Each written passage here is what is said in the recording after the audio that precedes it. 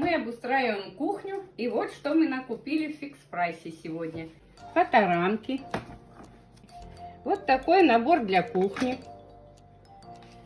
Лопатка и половник из новой коллекции. Подставка под ложку.